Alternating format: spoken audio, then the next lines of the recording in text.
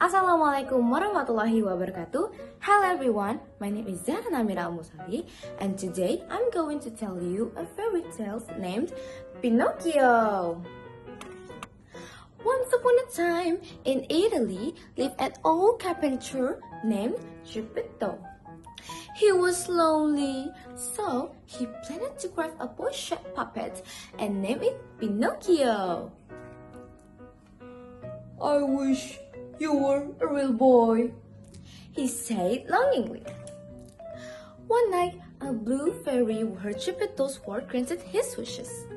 She sprinkled some magic powder on the puppet and brought Pinocchio to life.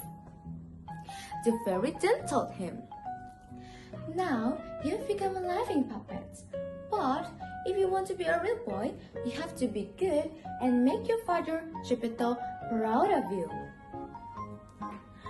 Geppetto was so happy to find his puppet was now alive.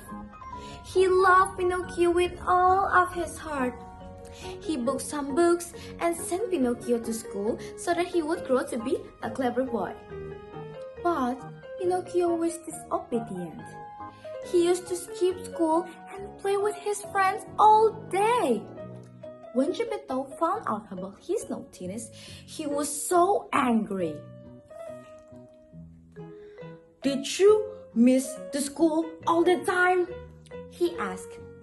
But Pinocchio didn't tell the truth. No, father, I always study in school every day." He lied. Instantly, his wooden nose began to grow long. "Are you telling me a lie?" Geppetto asked with a puzzled frown. No, father, I'm telling the truth," he replied, and his nose was getting longer. Every time Pinocchio told a lie, his nose was getting longer and longer. Geppetto had to ask his friend, the woodpecker, to pick Pinocchio's nose to initial size. Every time he did bad things or naughtiness, Pinocchio used to give his word that he would be a good boy next time. In a little while, Pinocchio forgot all his promises. "School isn't fun at all, and it's so boring. I don't want to study anymore. I want to have some great adventures," he thought. So he decided to leave home and join a circus. However, Pinocchio realized that living in the circus wasn't fun at all. The poor Pinocchio must work all day, and since he had stopped going to school, his ears now had become two large donkey ears. Pinocchio regretted leaving home and missed his father terribly.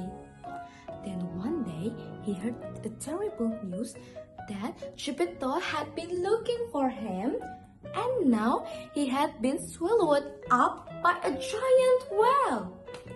Instantly, Pinocchio ran away from the circus and set off to rescue his father. Eventually, Pinocchio could find the giant whale.